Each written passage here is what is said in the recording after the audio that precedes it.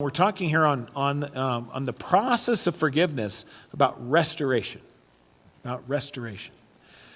So Pastor Zender, who wrote this material on the red letters of Jesus and forgiveness, in one of his videos, he shows this huge landfill.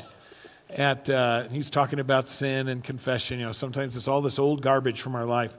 But he shows this huge landfill, and he talked about the millions and millions of pounds of trash that's thrown in that every day. Do you know how many pounds of trash America will produce this year? 285 billion tons. And that equates out to 4.9 pounds of trash per person per day. Wow. Good thing they're not looking at our building project. That's about 800 pounds a day. Just tearing things apart. And here's what's interesting. I was thinking of my dad growing up. My dad was a Depression era. I'm old. He was old. He was born in 1918. He didn't throw anything away. I mean, nothing.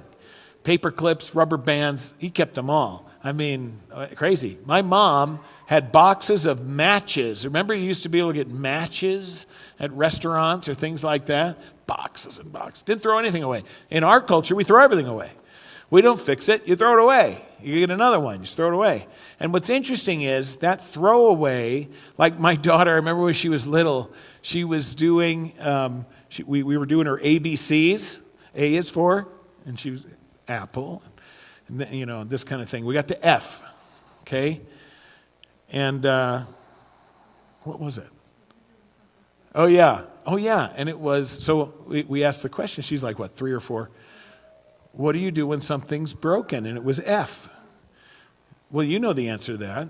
You fix it, right? She said, throw it away. Pretty good phonetics, I think. Throw it away. But that changes your template. That changes your paradigm. If you live in a throwaway, it becomes, you can transfer that to people. And we live in an era of cancel culture. And we're in this season, the next 30 days. I'm going to be praying hard for November 6th. So that I just want us to be Americans. Just be praying for that. That people don't, anyway. But we're in a cancel culture moment. If you disagree with me, I block you, I ghost you, I cancel you. It's just disagreeing. I mean, it's not like you've done some great injury to me. But anyway, that's kind of what we're in. It's created a new paradigm. We just throw you away. And I am here to tell you, I'm so glad we have this week of restoration. Jesus doesn't throw anybody away. Jesus does not cancel anybody. The cross proves that. While we were still sinners, Jesus Christ died for us. While we were still sinners. So I want to talk about restoration, and there's some kind of famous restoration things, and I could talk about a lot of them. Like if you know the story of the Mona Lisa, kind of amazing. It had gotten black almost over the years. You could hardly see it. They spent in the 50s. They did a massive restoration. The Last Supper, when we did the Living Last Supper, we did a little study on that.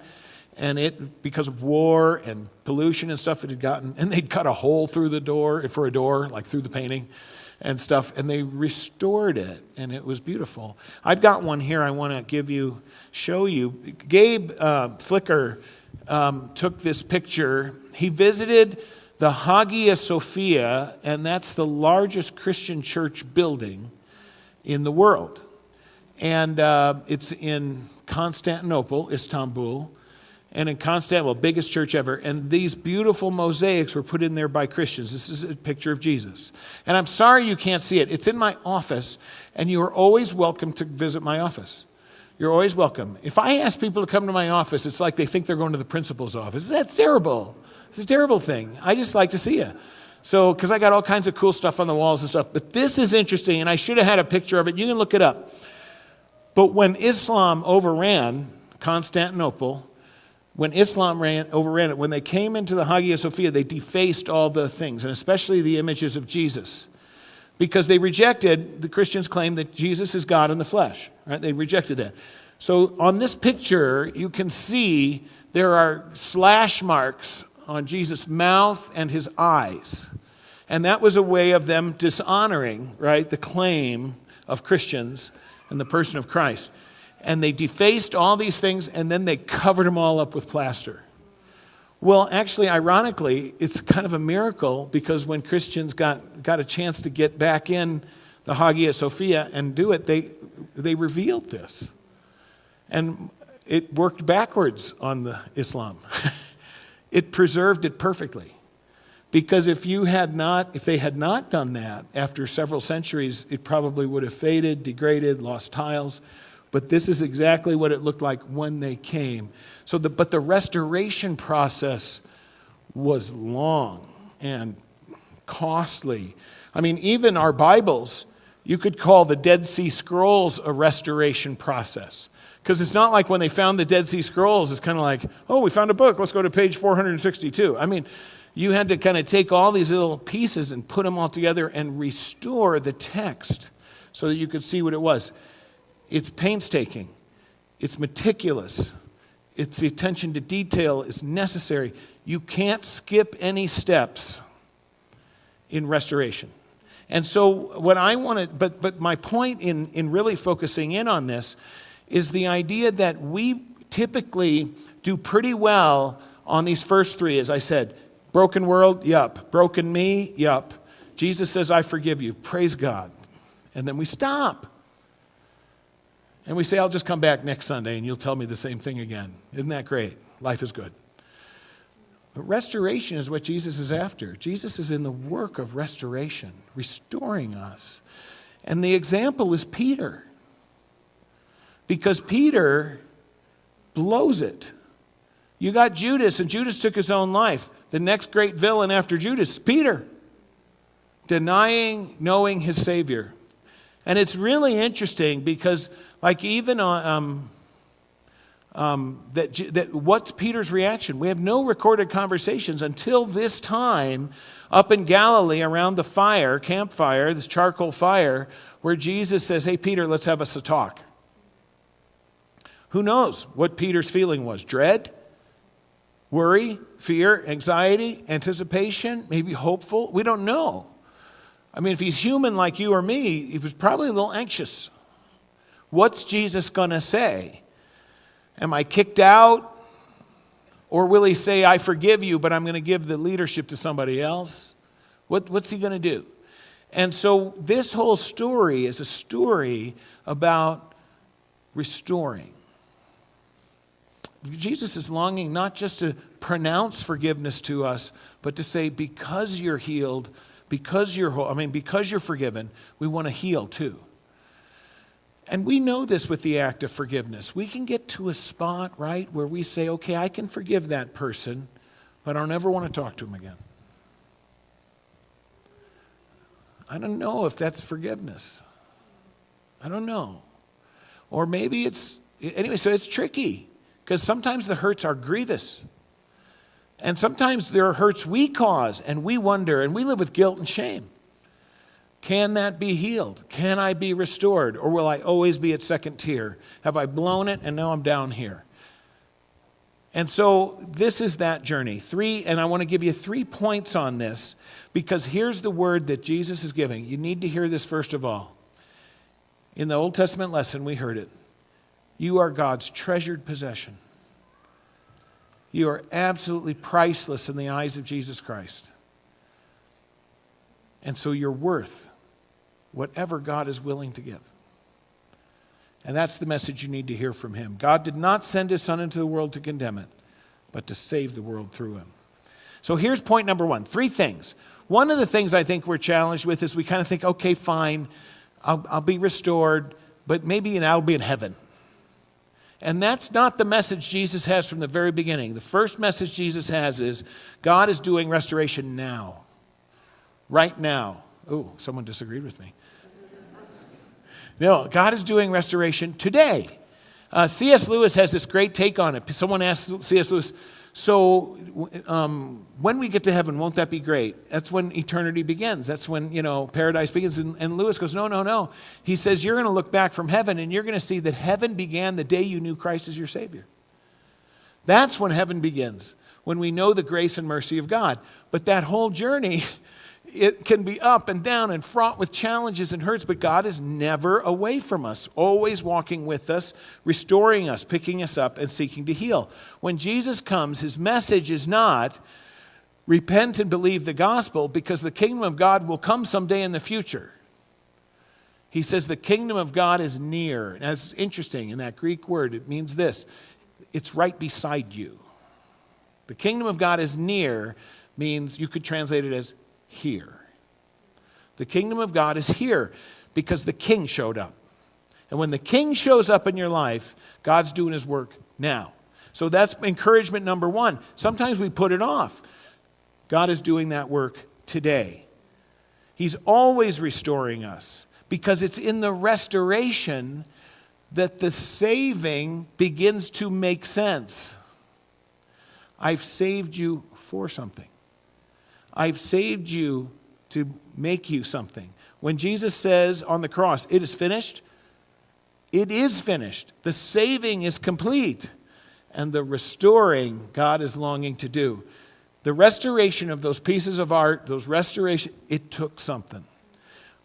Was the treasure of the art, like the Mona Lisa? That's a fascinating one. If you Google it and look it up, it was like black, and just years and years. And the treasure was always there, wasn't it? Buried under. And that's often true for us.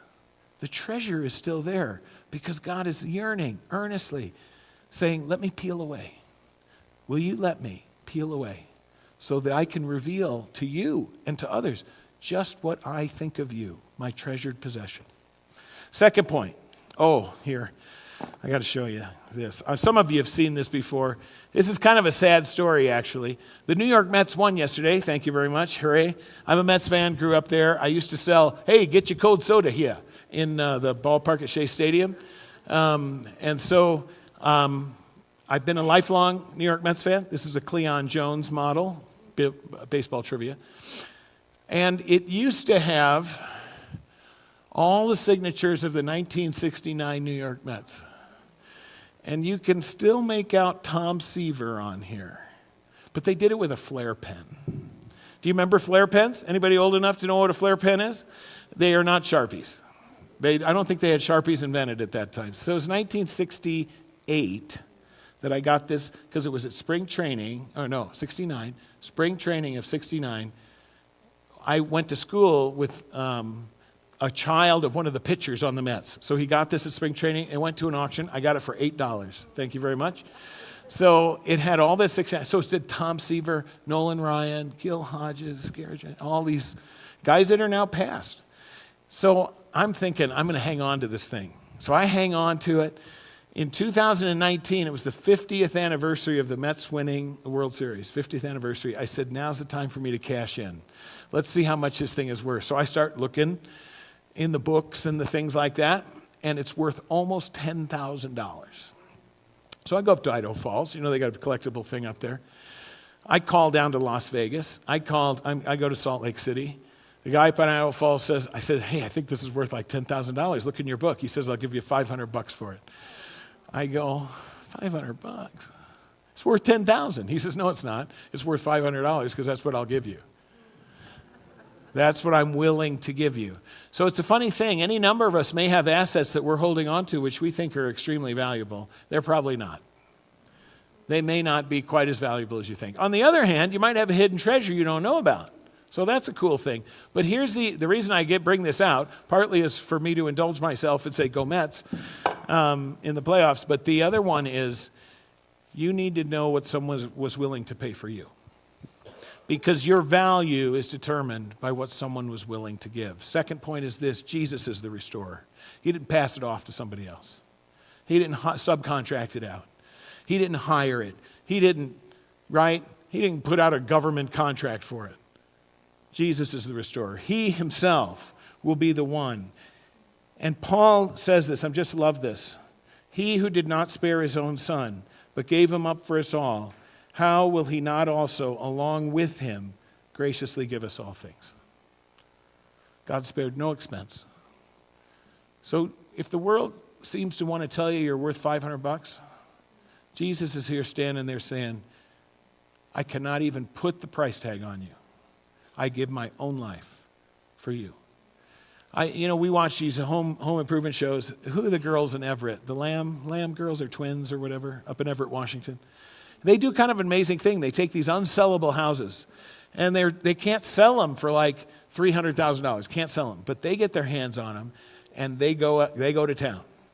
They renovate, they restore, they upgrade, they do this and that. They'll sink $150,000 in it, and all of a sudden they're selling the house for $600,000, twice what they couldn't get before because of the restoration. They've revealed in the house what it could be.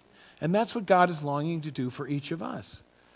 Not so that he can get a bunch of work out of you, not so he can take advantage of you, but for you to know just how valuable you are in the eyes of God, what he has called us to do, just as he called for Peter to do it. And point number 3, forgiveness moves forward. And that's what Jesus is doing with Peter. Gathered on the seashore, Peter denied him 3 times around a charcoal fire, and Jesus brings him back to the charcoal fire, the scene of the crime. And I said this last week, I'm saying it again because it's so important, because Jesus doesn't bring you back to those places of your sin to remind you of your sin, but to remind you that this is where God does his best work. That's where God did his best work in Peter, because he restores him. He doesn't simply forgive, he also heals. He says, Peter, you're my man. I called you by name. Feed my sheep. Peter, you're my man. I called you by name. Take care of my flock. 3rd time, Peter, you're my man. I called you by name. Feed my lambs. He restores him. He reminds him. In fact, he clarifies it for Peter. Before it was, you're the rock and I'll build my church on your confession of faith. Now it's take care of these people, young to old. These are my people. There's a little kind of trivia piece in there, and it's in Mark, in the resurrection. And Mark, we think, are the memories of Peter, that Mark is his secretary. And so it's like the gospel according to Peter. And in the resurrection, they go to the tomb, 3 women in Mark's account. God bless you. Goes up to Peter, and they go to the tomb, and the angel sitting there says, hey, he's risen, he's not here. And then the angel says, go and tell his disciples and Peter. And Pastor Zender does a neat job of picking this out. And the women, they go back, and they must say this to Peter. And what do you think happened? Well, I can't imagine it. We don't know. But I'll bet you Peter was like, oh, great. He called me out by name. Because at this point, he hasn't been restored. All he's doing is living with his guilt and his shame at this point, because they give him this incredible news. The tomb is empty. The angel said he's risen from the dead. He wants us to meet him in Galilee. And Peter, they said, we have to tell you specifically that he wants to see you in Galilee. Ooh. Thanks be to God. When Jesus calls your name, it's not to call you out. We do that fine on our own. Jesus doesn't call him out. He calls him back. Because he's always looking forward. We do this. We look back. And our guilt and shame, we look back. And that puts us in bondage. And Jesus is constantly calling, I always do this backwards, calling us to look ahead. To look ahead to freedom. Because that's what forgiveness is meant to bring. I truly forgive you. I truly love you, Peter. Feed my sheep. Take care of my flock. And so he looks forward because he's called to. And he reminds Peter, and call out Peter. Peter, I've called you by name. You know why? Because I've called them by name too. Every one of you. I've called them by name. And so we have the joy to remind people that you are precious. You have been called by name. And that's our restoration. Jesus sees Peter for the valuable treasure, for the person he's made him to be. And he sees you that way too. The person he's made you to be. That we may struggle to see, but which he knows always. To God be the glory. Amen.